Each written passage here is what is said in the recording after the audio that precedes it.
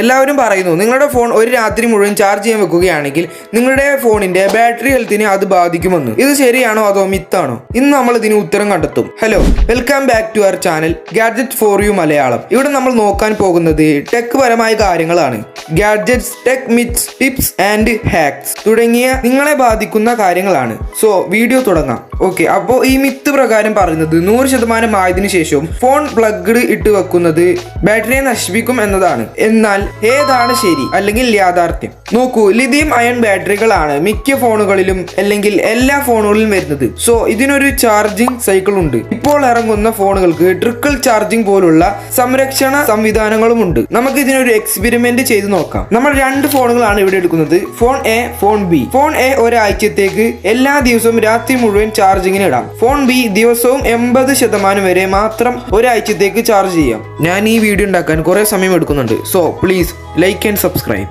ഇതാ, അപ്പോൾ നമ്മൾ 2 ഫോണും എടുത്തിട്ടുണ്ട്. ഒരാഴ്ച കഴിഞ്ഞിട്ടും വലിയ വ്യത്യാസമൊന്നും തോന്നുന്നില്ല. ഏകദേശം ഒരുപോലെ തന്നെ തോന്നുന്നു. ഈ മിത്ത് തെറ്റാണെന്നാണ് തോന്നുന്നത്.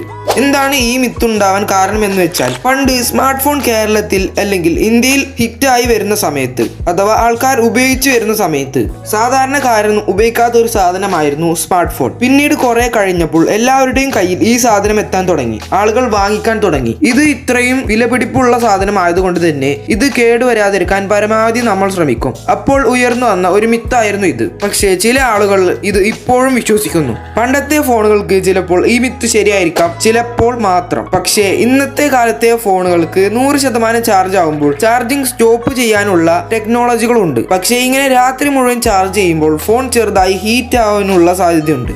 ഇനി നമുക്ക് എക്സ്പെരിമെന്റിന്റെ റിസൾട്ട് ഒന്ന് ഡീറ്റെയിൽ ആയി നോക്കാം. ഒന്നാമത്തെ കാര്യം നമ്മൾ നോക്കുന്നത് ബാറ്ററി ലൈഫ് സ്പാൻ ആണ്. ഫോൺ എ ഒരാഴ്ചത്തേക്ക് വലിയ പ്രശ്നമൊന്നും കാണാനില്ല. പക്ഷേ ഡെയിലി ഇങ്ങനെ 1-2 വർഷത്തേക്ക് ചെയ്യുകയാണെങ്കിൽ ചിലപ്പോൾ ഇത് ബാറ്ററി ഹെൽത്തിനെ ബാധിക്കും. അതും നിങ്ങൾ ചാർജ് ചെയ്യുന്നത് ഹൈ വോൾട്ടേജിലാണെങ്കിൽ. ഫോൺ ബി 80% വരെ മാത്രം ചാർജ് ചെയ്യുന്നത് കൊണ്ട് ബാറ്ററിയുടെ പ്രഷർ കുറയ്ക്കുന്നു. ഇത് ലോങ് ടൈം യൂസേജിൽ ബാറ്ററി ഹെൽത്തിന് പ്രശ്നങ്ങളൊന്നും ഉണ്ടാക്കില്ല. രണ്ടാമത്തെ കാര്യം നമ്മൾ നോക്കുന്നത് ഹീറ്റ് ജനറേഷൻ ആണ്. ഫോൺ എ ഓവർനൈറ്റ് ചാർജ് ചെയ്യുന്നത് ചിലപ്പോൾ കൂടുതൽ ഹീറ്റ് ജനറേറ്റ് ചെയ്യാൻ സാധ്യതയുണ്ട്, എക്സ്പെഷ്യലി ട്രിക്കിൾ ചാർജിങ് എന്ന പ്രോസസ് നടക്കുമ്പോൾ. ഈ പ്രോസസ്സിൽ 100% ചാർജ് ആയ ശേഷം ഫോൺ ചാർജ് ആവുന്നത് സ്റ്റോപ്പ് ചെയ്യുന്നു. ഫോൺ ബി ഇതിൽ നമ്മൾ ബാറ്ററിയുടെ സ്ട്രെസ് കുറയ്ക്കുന്ന കാരണം ഹീറ്റിംഗും കുറവാണ്. പിന്നെ ഇതിൽ ഫുൾ ചാർജ് സൈക്കിളിന്റെ പ്രഷറും ഇല്ല. മൂന്നാമത്തെ കാര്യമാണ് charging time management. Phone A നിങ്ങൾ എന്നും രാവിലെ എഴുന്നേൽക്കുമ്പോൾ ഫുള്ളി ചാർജ്ഡ് ഫോൺ ആയിരിക്കും നിങ്ങൾ കാണുക. നിങ്ങൾ പിന്നെ എഴുന്നേറ്റത്തിന് ശേഷം പിന്നീട് ഫോൺ ചാർജ് ചെയ്യേണ്ട ആവശ്യമില്ല. പക്ഷേ ഇത് ബാറ്ററി ഹെൽത്തിന് നല്ലതല്ല. ഫോൺ ബി ഈ ഫോണിലേക്ക് വരുമ്പോൾ ചാർജിങ്ങിന്റെ കാര്യം കുറച്ച് ശ്രദ്ധിക്കേണ്ടതുണ്ട്. എന്നാൽ നീണ്ട കാലയളവിൽ ബാറ്ററിയുടെ ഹെൽത്ത് നിലനിർത്താൻ ഈ പ്രക്രിയയാണ് നല്ലത്. നാലാമത്തെ കാര്യം നമ്മൾ നോക്കുന്നത് ബാറ്ററി കപ്പാസിറ്റി ഓവർ ടൈം ആണ്. ഫോൺ എ 1-2 വർഷങ്ങൾ കഴിയുമ്പോൾ അല്ലെങ്കിൽ കുറെ വർഷങ്ങൾ കഴിയുമ്പോൾ ബാറ്ററി ഹെൽത്ത് വേഗത്തിൽ കുറയാൻ സാധ്യതയുണ്ട്. നിങ്ങൾ എന്തെങ്കിലും ചെറിയ കാര്യങ്ങൾ ചെയ്യുമ്പോൾ തന്നെ ചാർജ് പെട്ടെന്ന് കുറയും. ഫോൺ ബി ഈ ഫോൺ കുറേ വർഷത്തേക്ക് ബാറ്ററിക്ക് ഒരു പ്രശ്നവും ഇല്ലാതെ തന്നെ ഒരേപോലെ നിലനിർത്താൻ സാധ്യതയുണ്ട്.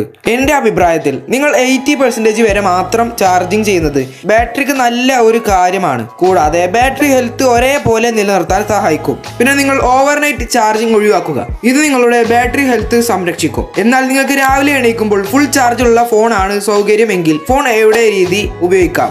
ഓവർനൈറ്റ് ചാർജിങ് ഒഴിവാക്കാൻ അഡാപ്റ്റീവ് ചാർജിങ് പോലുള്ള ഫീച്ചറുകൾ ഉപയോഗിക്കുക. അല്ലെങ്കിൽ ടൈമർ വെക്കുക. ടൈമർ ഉള്ള ചാർജറുകൾ ഉണ്ട്, അത് വാങ്ങി ഉപയോഗിക്കുക. ഇനി അടുത്ത വീഡിയോ എന്തിനെ കുറിച്ച് വേണം താഴെ കമന്റ് ചെയ്യുക. നിങ്ങൾക്ക് ഈ വീഡിയോ ഇഷ്ടമായെങ്കിൽ അല്ലെങ്കിൽ യൂസ്ഫുൾ ആയി തോന്നിയെങ്കിൽ like and subscribe and bell ഓൾ ആക്കി വെക്കുക. കാരണം നിങ്ങൾക്ക് ഇനി ഇതുപോലത്തെ ഒരു വീഡിയോ മിസ്സാവാതിരിക്കട്ടെ.